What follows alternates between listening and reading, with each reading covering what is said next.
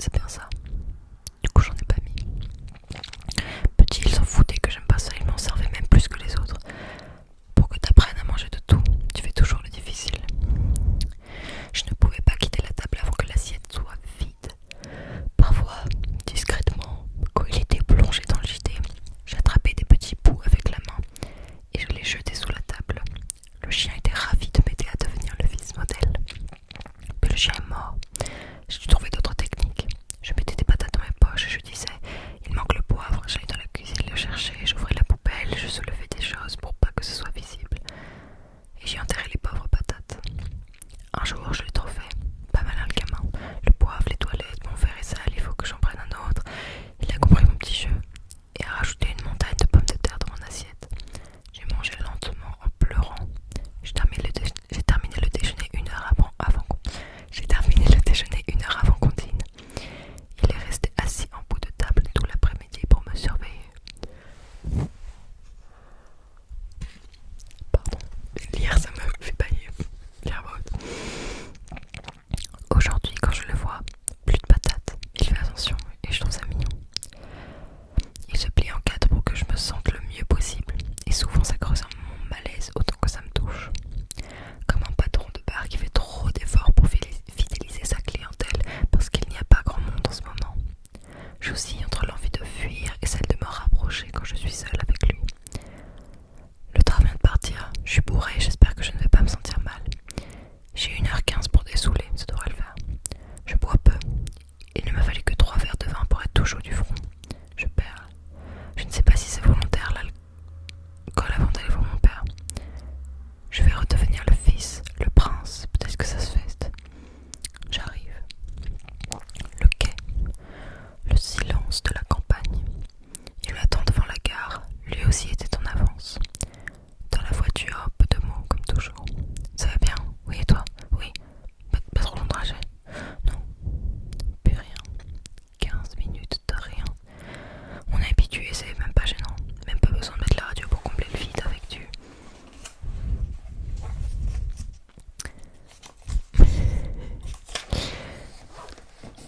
Julien Doré. On arrive, il me tend la clé. Une grosse clé de château fort. J'entre. Pardon. Je vais mettre une bûche au feu pendant qu'il se gare. C'est mon rituel quand j'arrive. Je vais au feu et j'y jette tous les bouts de papier que j'ai dans mes poches. Tickets de métro, de caisse, mon paquet de clopes vides si j'ai de la chance. J'adore quand il s'atrophie sur lui-même à cause de la température.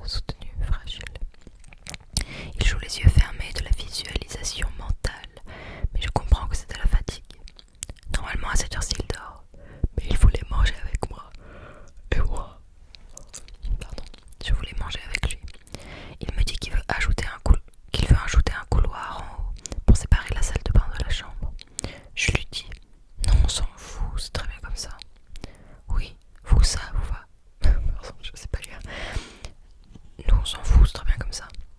Oui, vous, ça vous va, mais pas les autres. Qui les autres? Ce sera toujours nous dans cette maison. Vous pensez jamais à après. Il faut penser à après. Ses yeux se rouvrent. Il me fixe. Je ne comprends pas ce qu'il vient de dire, mais je n'insiste pas parce que je vois qu'il aimerait que j'insiste. J'ai compris ça il y a pas si longtemps. Souvent, il tend une perche et attend qu'on l'attrape. Quand il a quelque chose de sérieux ou de sensible à dire, je trouve ça lâche. Il te fait croire que c'est que ce qu'il nous dit, c'est nous qui l'avons forcé à le dire. Peut-être même que nous l'avons forcé à le penser, qu'on a incrusté des sentiments de faible dans son lobe frontal et qu'il ne fait que nous rendre service, que nous rendre ce qui nous appartient, comme un service généreux. C'était dur la première fois que j'ai arrêté ce petit jeu de lui faire cracher le morceau qu'il a envie de cracher tout seul, tellement ça l'étouffe. Si tu veux dire, tu dis. Il sortait de l'hôpital et il ne nous avait pas encore parlé Il sortait de l'hôpital et ne nous en avait pas encore parlé, c'était le début du merdier. Une fois revenu, il a gardé le bracelet en plastique qu'on te donne quand t'es admis aux urgences. Il l'a gardé plus d'1 mois. Il se lavait avec, dormait avec, mangeait avec, le truc devenait jaune, c'était dégueulasse. Je suis venue quelques fois à la maison, mais j'ai pas eu envie de demander. Mais t'as un truc de l'hôpital au poignet là, qu'est-ce qui s'est passé? Ils t'ont dit quoi les médecins? Je voyais qu'il voulait. Il le secouait beaucoup trop son poignet. Il passait la main devant mon nez pour attraper un plat alors que toute ma vie je l'ai vu pointer du doigt ce qu'il voulait pour que ma mère l'attrape à sa place. Au bout d'un moment il a craqué. Il s'est étrangement approché de moi par derrière. Tu sais, je vais bientôt crever, c'est ce qu'ils m'ont dit à l'hôpital. Ah, c'est ça le bracelet. Il a acquiescé fièrement. C'était sa médaille à lui. Ma mère m'avait déjà prévenu. J'ai rajouté, sourire aux lèvres. Pourquoi tu l'as gardé aussi longtemps d'ailleurs? Je vois pas ce que tu veux dire. Tu l'as gardé tout ce temps-là pour qu'on te demande, non? Il a pris un temps, regard choqué